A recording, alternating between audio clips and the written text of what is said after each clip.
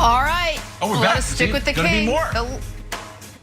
The Lakers open training camp in search of a repeat. Clearly, LeBron said on the repeat run this year is a new challenge. Brandon, the biggest question mark for the Lakers with 2 weeks to go before the start of the season is blank. Those shorts. No edge. That's the answer. Look, when you look at what's happened in 2020, global pandemic, COVID-19 affecting everyone, racial tension at an all-time high. And you talk about coming back to sports, you have to first think about who has the proper leadership.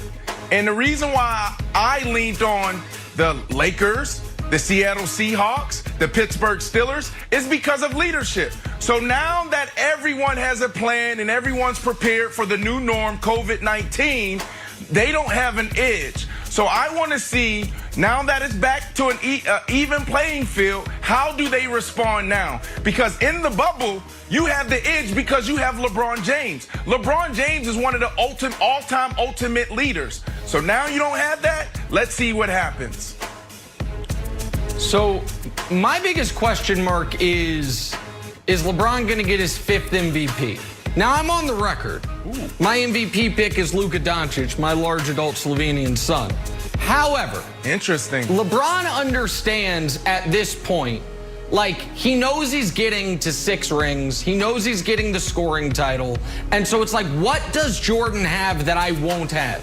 Jordan does have 5 league MVPs. LeBron has 4. Now, we all know in 2006 he should have won it over Nash, and in 2011 he should have won it over Rose, and in 2017 he should have won it over Russ. Everyone acknowledges LeBron should have 7, but he technically only has 4. And so I am curious if LeBron adds that to his wish list this year, particularly because, Wilds, I would argue Giannis could average 40 and 20, and the media ain't giving it to him.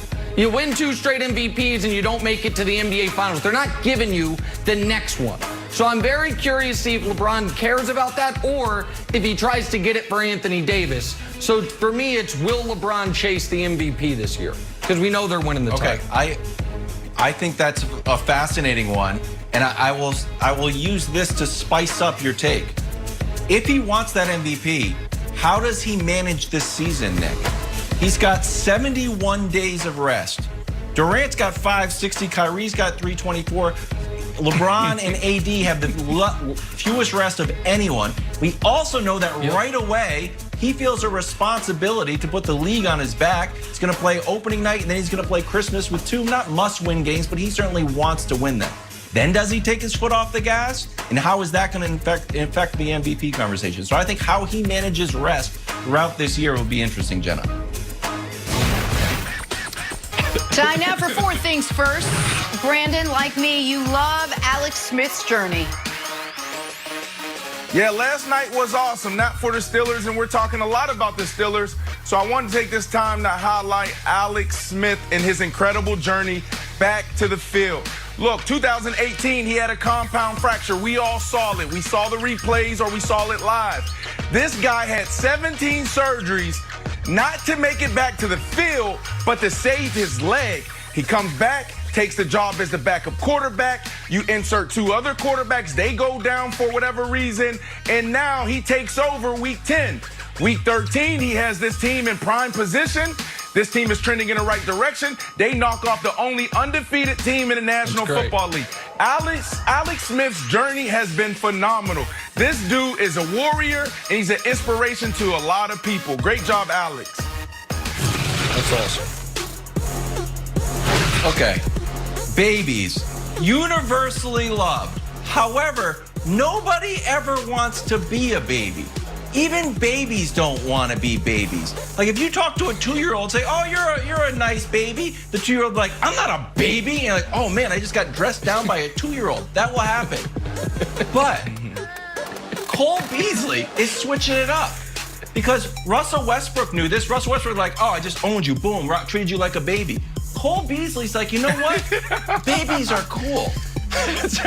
Babies are cool. When I score, pick me up and rock me like a baby and lay me down in the crib." And then culturally, We got James Harden celebrating Lil Baby's anniversary. We got Baby anniversary. There it his is. birthday. And then we got Baby on the pop chart. So babies are back in a big way. I know you're like, nah, no. I'm like, no, babies are over, We're not. Wild. We're like, baby You're got wrong. back. That's right. 2021 is the year of Baby. Baby Not got Baby back. the guy, just babies in general. So good. 2021 baby. might be the year of the baby. 2020 was the year of the committee. And if you had any question, by the way, the latest tiers come out 22 hours and 57 minutes from right now. I couldn't believe it either. But if you were watching last night, Chase Young, star of the game, after the game on the field is asked, and I quote, "Do you think the committee is going to take notice of Washington?" And here was his answer. We're gonna see where they say we at. We're gonna see if they say that we was a good defense or the Steelers just ain't play well. So we're gonna see. We are going feel to like see, it's Chase. not- You are correct. That's the question. We are going to see where the committee ranks Pittsburgh, where they rank you. And by the way, I was really touched that made the post-game interview that question. But at this point, I shouldn't be surprised. It's taken America by storm. The committee's weekly rankings. Oh, okay. Speaking of the Steelers, they've easily become the hottest team in the league, and rightfully so. Undefeated, unstoppable, understandably very confident. We know it, they know it. They don't need to make sure we know it and that they know it. We just said it. So, Chase Claypool, you're one of the hottest wide receivers in the league. Why is the following quote necessary from you when you came out and said, this was a month ago, he says, losing, never heard of her. Really? Really, you never heard of her? Well, you know what? She tackles and she runs and she throws and she catches and she scores touchdowns, just like the Washington football team. So my advice to you, buddy, and I say this with a big heart, I say don't count your unhatched chicken because she may not appreciate it.